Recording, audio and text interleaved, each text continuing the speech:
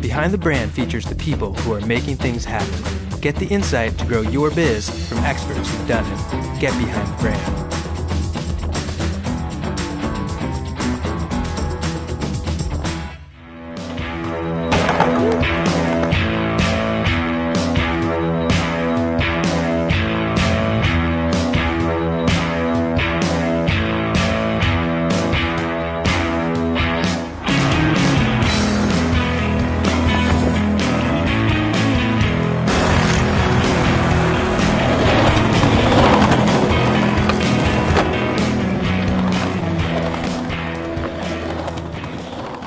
Hi, I'm Bryan Elliott. Welcome to another edition of Behind the Brand. Today I'm here with Pierre Andre, CEO and founder of Soul Technology. Pierre, welcome to the show. Thank you very much, and thank you for having me. So it's customary that I ask my guests, how did you get this job, Pierre? I think it started with a passion. I started skateboarding in the suburb of Paris when I was 15 years old, and I decided to go skateboarding in America. Yeah, this was in 1985 when I arrived in America, and I started skateboarding in 78. But for me, skateboarding was something really amazing, and I was always looking at skateboard magazine, and always will see California, the palm trees, the blue sky, the perfect concrete, and I always had the dream to go there. So you did it. You came here, and then what did you do once you got here? I started actually living in the street. I was homeless for a few months. And I would skateboard like in Venice Beach, and I was really surprised actually. I would skate there, and sometimes people will throw money at me. And I was like, wow, maybe I should do some exhibition there, some demo, and maybe I can make a living, you know. So I started skateboarding on the boardwalk and started making a living of just getting money from people coming to Venice Beach. I became a professional skateboarder that same year, and I won the world championship in freestyle. Wow. So it's really rags to riches. You came here on a dream, you risked everything, you're living in the street, and then a year after that, you won the world championships? Yes, that's right. That's amazing. I was really surprised, myself, because I used to look at the skateboard magazine from France, and I never really saw how people were skateboarding here. So I was doing my own tricks. And then where'd you go from there? So you became world champion, and then what? So I was skateboarding, and I was having a problem all the time. Every time I was skateboarding, I would shred my shoes in 2 minutes because of the grip tape. So the trick that we do with the skateboard actually use the grip tape to flip the board, for example. So I will have a hole in my shoes, on the top of the shoes, on the bottom of the shoes. I will hurt my ankle many times. So I started thinking, why can't we make actually shoes that function, that work for skateboarding? So for people who don't know a lot about skateboarding, this is not the half-pipe stuff. This is like pure like street skateboarding where you're, grinding your shoes on the concrete, on other kinds of materials. It's grinding on the skateboard. Is that what we're talking about? Yeah, that's right, exactly. I mean, a freestyle or street skating, what we do actually, we use the board to make tricks, and it's actually the abrasion against the shoes that help us lift the board from the ground and flip the board. So there's a lot of abrasion from the grip tape to the shoes. So it's a big challenge for shoes. Actually, probably skateboarding is the worst thing that could happen to a pair of shoes. So I get this idea to make shoes, skateboard shoes, And so I decided to go to Korea and talk to people that were manufacturing shoes. And I arrived over there, and I told the guy at the factory, I want to make a skateboard shoes. The shoes that will last when you skate, that absorb the impact, and also where you can feel the board. But I didn't realize the guy couldn't understand what skateboarding was. He never heard the word skateboard. So lucky enough, I had my skateboard with me. So I went to the factory and started doing a demo actually inside the factory and showed them why do you need the skateboard shoes and why he used the shoes. So I started like this by talking to Korean how to make a shoe. That's awesome. So you really backed into the problem. You showed him exactly what was happening, the wear and tear, and then you developed it based on what you showed him. Yeah, so I started using a different compound for the rubber, NBS compound that would be 4 to 5 times, will last 4 or 5 times longer than a regular compound. Yeah. Some of the compound actually you use for racing, the Indy Goodyear, very strong and very durable. So I started putting this into the shoes. I started putting some sorbotane, crash pad into the shoes to absorb the impact. I started putting also some rubber pad on side of the shoes to alleviate the holes from the grip tape into the upper of the shoe, the leather of the shoe. So you're an amazing innovator. So you were the first one to create a truly technical skate shoe. Yeah, because before basically we were using like canvas type of shoes that were made, some shoes were made for basketball back in the days, or maybe tennis, but they were not made specifically for skateboarding. And I realized something when I was skateboarding is that, wow, we can really improve shoes actually by skateboarding, because there's so much demand on the shoes when you skate. The impact that you take, you know, the abrasion, and also the fact that you need to feel the board is also another aspect that make it very challenging, because to absorb impact, for example, you will think that you make a very thick outsole, right? But in skateboarding you can't, because you need to feel the board. If your outsole is too thick, you can't feel the board. Excellent, I love it. So then what happened? So after that, you know, I started making those shoes, and I started coming back in the US, and I started going to the shop, the skateboard shop, and selling those shoes. And at that time, I realized there was a recession. I didn't think about it actually, to start with. And I would go to the shop, and the guy would say, "Well, you know, like this is difficult. I can't buy, you know." But I keep perseverance. You know, I keep going at it, thinking, okay, this is my passion, you know, this is what I love, and I really believe in this, you know. I really believe, you know, those shoes can really change the way shoes are made, you know, in the future. And there's kids like me that need it, you know, all the time. So I keep going at it, and it was very difficult till the recession passed, and suddenly in 1994, my company exploded, and I had the growing pain suddenly, because suddenly it grew by 600%. Before I was in a surviving mode, tried to make it, you know, for many years, and then suddenly I was in a growing pain and tried to figure out, okay, how I'm going to manage people. Yeah, so let's unpack that just a little bit, because you've said a lot of great things that I want to ask you more about. People who are watching this show, they're entrepreneurs, they have startups, or they're working for the man, and they're trying to figure out how to do this thing too. And what kind of advice would you give people who are going through the same things that you went through? I mean, a lot of people will say sometimes the recession, or they say the phrase "in this economy," which I hate, but like they'll say this is the best time to start a company because, you know, everyone else is pulling back. What words of wisdom would you give them about starting something today in this economy? Yeah, I think there's advantage, you know, starting something today in this economy, because for example, when you start a business, and if you've never done it before, you don't know how to do it.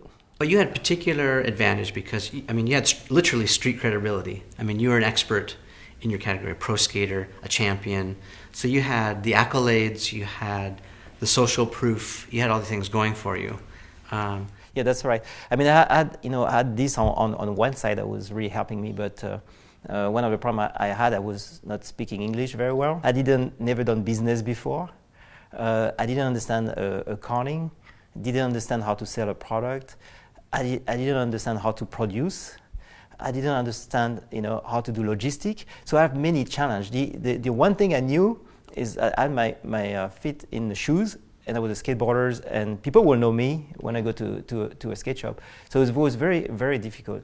But the things I realized, you know, what get me going no matter what is because I was passionate about what I was doing. So I think one of my recommendations, you know, would be that, you know, in life, when you work somewhere, you have to figure out what drives you.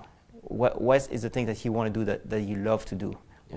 What's your passion? Because I think when you have a passion and when you love something, there's nothing that can stop you. I agree with you. I think you've said another thing too, without saying it, very subtle, that's important. Not only were you passionate about it, but you were good at it. So, because some of the things we're passionate about, we're not necessarily good at. It might just be a dream. But you had the magic combination, the secret sauce. When those two things intersect, I think that's the key, you know? I mean, the other thing is you worked at it. You had all these weaknesses, and you tried to make those stronger. So what did you do in the areas that you weren't proficient at? Yeah, so I think you have to have also drive and commitment, and you have to be open and ready to learn. You know, so for me, for example, when I was starting and I was in a recession, the one thing I didn't realize, I was going to university. I was really learning how to do all those things. If the market was growing very fast, I would never learn all those things as much, you know, and this really helped me actually when the next stage came with growth.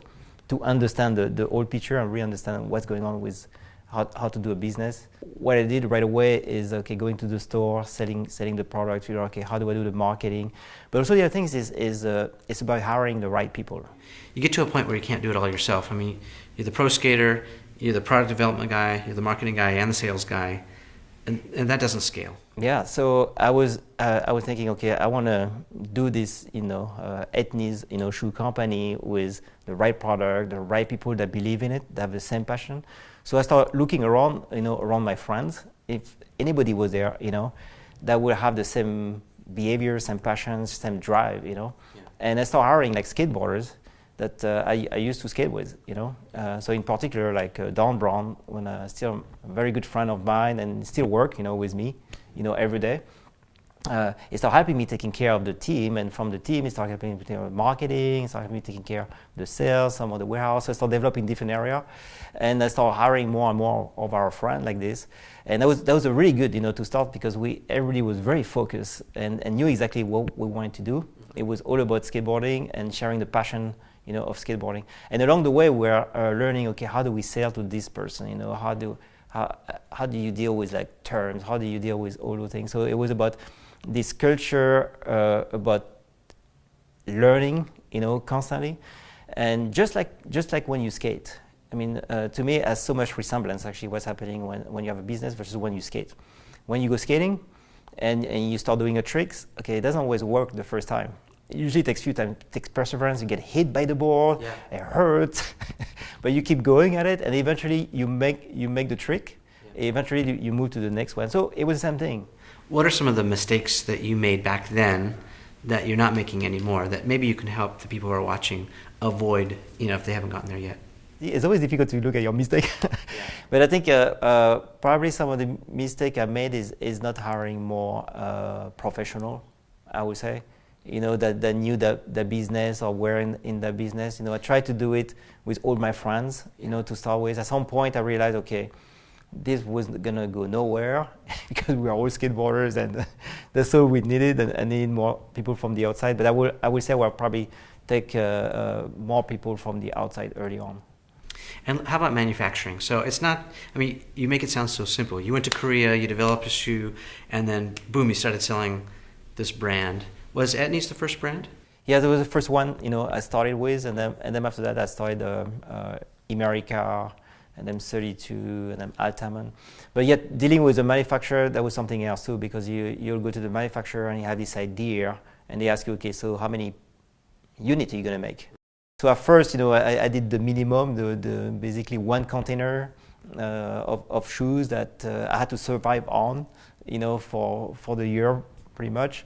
And but slowly, I was trying to convert them, into believing in my dream. So I was trying to constantly convince them and showing them what I was doing, an amazing trick the kids were doing, and also trying to explain skateboarding too, why making skateboard shoes is not just about making shoes, it's actually helping the kids growing. Because for me, for example, skateboarding took me to so many different places, get me to interact with a lot of people. It was an amazing, life experience. So sometimes when you talk to owner of factories, they have kids too. Right. And they say, what my kids gonna do? What would be a good thing for them to do? Maybe entrepreneurship is a good one. And I would say, yes, skateboarding is very entrepreneurial. You have to jump on your skateboard. You don't know if you're going to stay on or fall. You have to keep balance, all the time. Life is all about balance, taking risk, And actually, I was trying to explain to them that actually it's proven that actually a lot of entrepreneurs come from skateboarding. So we talked about the production process. Let's talk about the sell-in process. So you convinced the manufacturers, to take a chance on you. You started small, and then you probably built from there. But how did you get the shoes sold in to retail? My personality is not a salesperson. It's more about what I believe. Yeah. So I would go there. I was lucky enough to be in magazines, so people will recognize me right away. But I still had to do the sales job. How did you come up with the price point? Were you tempted to price it above the current market because they were, the features and benefits were so much better? It's more of a functional shoe, or how did you land at that? I was trying to price it at the price that was on the market with the benefit of being a skate shoes. This is the same price, but it's so much better. Yeah, exactly. And it was a value proposition and also a design. And for me, design always been very, very important. So I grew up in Paris, and being a skateboarder in Paris, you see a lot of fashion, all the time. And I realized very early on, that how important, that was for me. Mm-hmm. And when I started designing shoes, I realized, wow, we can design a shoes much better than what is designed right now, from the influence I got from Paris. So when I tried to bring this concept of Etnies in America, was about designing a very good functional product, but also a very good aesthetic product. What was your big break moment? You said it was right around 94, but what happened that? So it was a big break moment for me because I had also competitors. It's not like I was by myself. I was one of the first guy, but there was also competition, there. And the recession was so intense, then a lot of my competitors actually went bankrupt. And overnight, suddenly, I got the whole market coming to me. And that's what happened in 1994, was suddenly the market came back, competitors went bankrupt, and everybody was coming to me. And so that's why, when in a recession too, it's like you can always look at it, okay, just keep doing it. Some of your competitors are going to fall out, and if you keep doing it, most likely you can get the market coming to you. Sometimes the economy is good, sometimes it's not so good, but I love this quote. Just because the tide is out doesn't mean there's any less water in the ocean. Yes. You can continue to do your thing and do it well, and if you can outlive or outlast your competitors, then in your case you can hit it big. Yeah, exactly. And I think it's about also being flexible, Yeah. You at some point, it may be difficult, then you grow, then it get difficult again, so it settles down, then you grow again. So you have to kind of play the accordion a little bit and figure out how to be flexible on that sense. So as you plan also along the way, you have to think, okay, maybe I might have some very good years, but maybe I have some bad years too. So somehow being conservative along the way, I think, is maybe a good advice. Let's talk about money. So it sounds like you started this all by yourself. Did you have to go get funding? How did you fund this empire that you were building? Yeah, so it was very tough. At the beginning, first I'd saved money from skateboarding, winning competition. Then I borrowed money from my friends. Then also I made some deal with the manufacturer to pay them later. Yep. So it allowed me some cash flow. So you have to have some conviction in what you are doing. Sometimes I don't think you know everything, and a lot of time actually you don't, and you just have to go with your guts and your feeling. And in that case, for me, I was taking a lot of exposure, liability, and I didn't really understand it. Yeah. I would say, I'm just doing it. Yeah, a lot of people explain an entrepreneur as someone who's willing to jump off the cliff first and then build the airplane on the way down. Yes. And, we don't always know how it's going to end up, but we have the confidence that we'll be able to land safely somehow. Yeah, and I would say it's funny because as more you do your business, the more you know, and the more you realize, oh my God, what I'm doing. But sometimes at the beginning, it's actually when you know less, actually, you don't have to think about it. Yeah, you don't know of the risk. It's not as scary. Right. What scares you now? What keeps you up at night? I think one of the things that's scaring me the most is the future of humanity. So in 2000, I figured out, okay, what's my resolution? What's my New Year's Eve resolution? And I've been passionate about skateboarding, by making shoes, making clothing, by youth, bring a positive message to the youth. And I realized, I think it's really about people. I'm trying to help people all the time, through my passion. But the next stage was also how to give them a future. So in 2000, I decided to embark in researching more the environment, what I could do as an individual, and what I could do maybe with my company, with my brand, with people, talking to people about it. And I was really shocked because I went to some conference, and people will talk about the environment and say, this is not working, or this is polluting, and I would hear all those professors and doctors talking about it, and I couldn't see anything happening. Nobody really doing anything.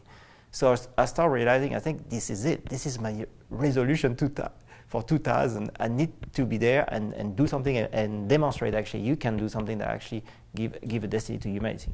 So what did you do? So first thing I did is meeting people and understanding the environment better, all the specialists. So I went to the conference, for example, at that time. And then I started like talking to my team and say, how can we reduce our footprint, as a company? How do we make the shoes? Can we make the shoes, with creating less footprint? And some of the early things we saw right away, of course, yes, we can, recycle, for example, the packaging. So we start getting into this. And then we start looking, one of the problems is this ancient fossil, the petroleum, and it's going to be less and less. So how do we use less of this? So we'll have some for longer. And we start looking at the shoes and realize, oh my gosh, amazing, there's a lot of petroleum in shoes. So how do we reduce this? So we start using glue to eliminate the spectrum of the shoes. It was not expensive. It was more about convincing people to change. That was more the challenge. And 12 years ago, I was making shoes already in China by that time because I moved from Korea to China. And I will try to explain to Chinese, okay, we're having a big problem. We need to reduce our footprint because you also China is growing very fast. They're going to need more and more resources. We need to save all this energy, to the right direction, and it can be done. And they couldn't believe me. I mean, they couldn't understand. Yeah. And it was very difficult talking to president of factory or directors of factory. But eventually, I would say, okay, let's do this. I'll show you. Let's make the recyclable cardboard box. I say, oh wow, it's good. And then, oh wow, we can even actually reuse some of the stuff, so it could be less expensive. Slowly but surely, they start giving some traction. People start talking more and more about the environment. In my company, I tried to change the culture. So that was very difficult because they would look at me and say, okay, Pierre, I understand. You love skateboarding. But why is that thing about the environment? We don't understand. Yeah, how do they go together? On the surface, they seem completely separate issues. They are linked because when you go surfing, for example, you need clean water. When there's pollution around, it's horrible. If you go snowboarding in the mountain, you need snow. So this is not a good thing. If the snow is melting, it's not going to help you. If you skate in a city, and I remember when I was a kid skating in Paris, I was having problem to breathe, and I was thinking, wow, how would it be if I could skate in Paris and the air would feel like in the mountain or by the sea? How does it feel as a skateboarder? Everywhere you see no skateboarding signs. Everyone seems to be down on skateboarders or the skateboarding lifestyle. It seems to be very anti-establishment, and I think skateboarding gets a bad rap. But how does it make you feel, as someone who's so passionate about the sport, the lifestyle, and all of that? Yeah, well, upset me, obviously, but I think the thing is really about understanding skateboarding. One of the things I decided to do to change the perception is actually building a skate park in Lake Forest. It's called the Etnies Skatepark of Lake Forest, but it was actually building with the city of Lake Forest. So try to convert people that work at the city to understand what skateboarding is about. So we built this skate park together almost 10 years ago now. And it's actually the skate park that has the most kids coming in the world. There's around 70,000 kids a year going. Wow. It's a free skate park. It's the biggest free skate park in America. But what was really amazing about this is actually really changed the mind of the city on skateboarding. They started saying, wow, it's really amazing for kids. A lot of the kids in the city are coming. And it became the biggest initiative. If you look at their magazine, the city magazine, there's probably 5 pages on the skateboard park because they have birthday there, they give skate lessons, they do a music event there, art show, and they totally understood the culture of skateboarding and why it was there. And I think and it's just simply about kids. Yeah, and it's brilliant because it's so authentic and genuine. The marketer in me also sees the brilliance because you've integrated your brand into the community without any expectations. You did it with the intent to help kids. You wanted to maybe overcome some of these negative perceptions about skateboarders and skateboarding. You created a destination for people, and at the same time, you've helped your brand. I think that's a great lesson that we can pull out of this is how to integrate with your community, how to integrate. And, a lot of times we're so focused on how to make money. You're leading with how to help people, how to help your sport, and then it's helped you. And, if you remember back when you were living on the streets, a lot of people metaphorically are in the same kind of situation. Either they have to start a business or they're trying to make what they're doing work. They have to feed their family. They got to pay the rent. It's really difficult not to put money first, isn't it? But what you're saying, the irony is, when you think about giving, what you leave, the money will automatically come. Mm-hmm. I mean, yes, sometimes. I mean, I know it's difficult, sometimes to make money and live, but you don't have necessarily to have a lot of money to give back. You can help, somebody by just having them moving things or whatever, or you can help maybe the homeless in Los Angeles, giving some of the stuff you don't use that they need. So you can do it at all different type of level. For me, I always had it like part of what I'm doing as something extremely important. But I don't think it necessarily requires all the time a lot of money. It can also be like just simple gesture, helping people. Now you're planting trees in Brazil, right? Yeah, so the last 12 years, I've been really engaged into the environment, deciding what to do, try to change my culture. I even built actually a headquarter in Lake Forest that's all work on solar energy. So we have 616 solar panels on the roof that generate all the energy that we need. We actually have more energy that we need. We actually put it back to the grid. So that's part of doing something like this. And then eventually, I went from, inside the company to creating a culture around the environment. And I wanted to show people that it can look like the future. It's not like an old idea. It can also be a future idea, the way it looks. So I did that, and then I realized as I was doing this, is like, I still have a problem. I still have a hard time to get people understanding the environment. I decided to do a movie with Leonardo DiCaprio called The 11th Hour.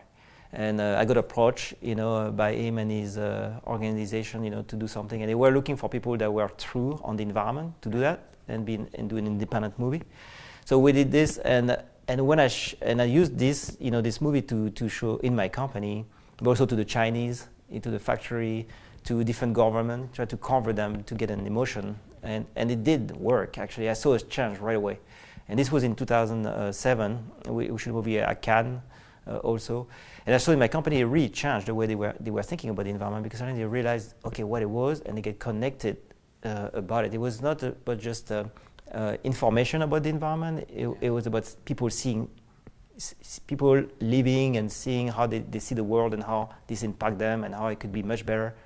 We need to give back, and it needs to be integrated in what we do. So every day, we vote, and when I want to get this product or this product, I should be voting for this direction, and this direction will change the economy, change government, change people toward the right direction. I think this is a really important trend, if you want to call it a trend. I mean, social responsibility is a big deal, and I think if it's an area that we can point to that's an emerging area, I think it's this one, that brands now have a bigger, greater responsibility to their community, to the world, and they're in the position to do something about that, whether it's financially or culturally, or the ability to affect young people that will plant seeds for future generations.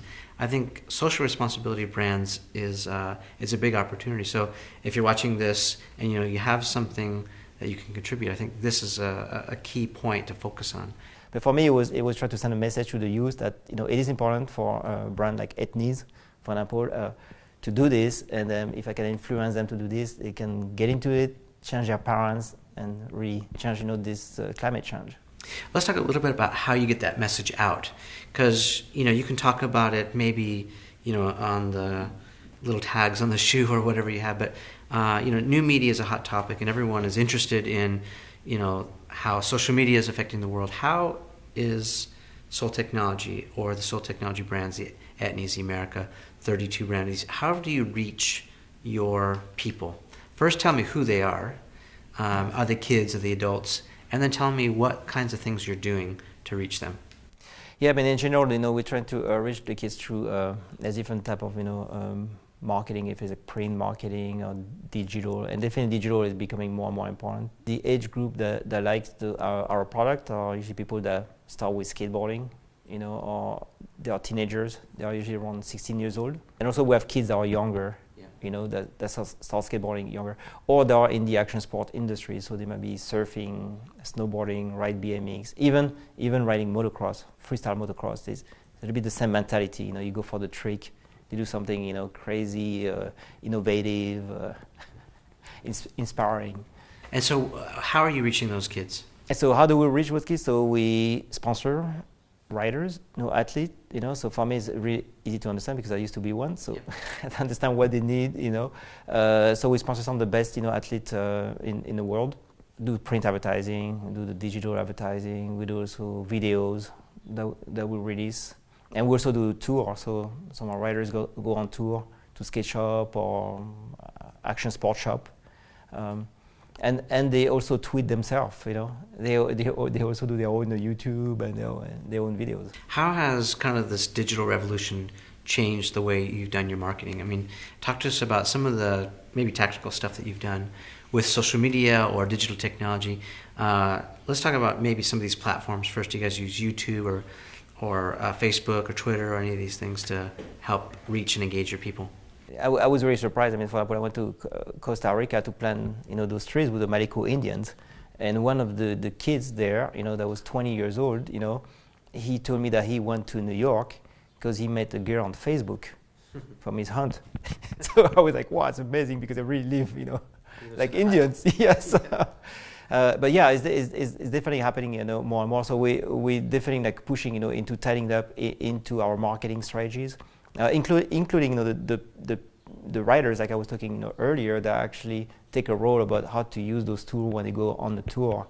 They go on a tour, they go to a skate shop and say, okay, I'm there, and or they post something on their Facebook, I'm going to be there, or whatever. So it's like everybody's participating is viral in so many different ways. And how has YouTube really helped communicate your message? Yeah, it's good because, for example, we can do video very quickly with YouTube versus before we'll do a video, there'll be a big production, it'll take so much time. Now the quality doesn't have to be as high as it has to be on a big screen. You can lower quality and you can go faster and long enough to have the attention. You've now built a skate house. Talk to us about that. Yeah, well, basically the idea was always about the action sport industry, always about riding, about skateboarding. And I started with making shoes first, clothing, and then I started making some furniture with recycled skateboards. And then I realized, well, I need to also do a place where you live. And they say to design this house, how would be my perfect house, in my mind. And it would be a house actually where you can skate through it. So you can skate, over the counter, in your kitchen. You can skate over the couch. You can skate through the bathroom, and your house become the playground. So your mom won't tell you, no more skateboarding in the house, or don't play ball in the house. This is a house that you can truly skate in and out of all over the place. Yes, exactly. So you can really enjoy, skateboarding days and nights. But also I want to send a message, for new architect. Why don't we create a house that we can have a good time in? Why can't you have a house you skate in? And in general, it was like, for me, take care of all the steps, from what we wear, the thing we do, where we live, the furniture we stay on, and also the planet. It was also the last component that we need to take care of it. So it's taking care of the whole things. And actually with Etnies, we talk a lot about the planet is our playground. Saying that, okay, we have to enjoy life, and ride this beautiful planet and contribute, so it lasts and we can have a great time as a human being. So where do you go from here? You've come full circle. What's on the horizon? What are you thinking about in the next couple of years or down the road? Yeah, so I think I want to keep pushing this idea about the environment and action sport. It's really about youth. It's really about giving a positive message on youth, for people to understand youth. And I think at the same time is maybe develop new ideas. I mean, one of the things I dreamed of is maybe start creating like cities that are all skatable. Not just the house. So suddenly you build a city, right? But actually you build a city with skateboarding in mind, and people could move, through the city. And I think you see more and more skateboarders now all around. If it is like the one that doing the tricks, but also the one that just use it for transportation, like longboard, for example. So I don't understand why we don't build city, we transform cities, into something more rideable. Amazing. You've got to have that kind of vision, and I just think you're incredible. It's great. I think it's just about passion, it's about innovation, and it's about commitment.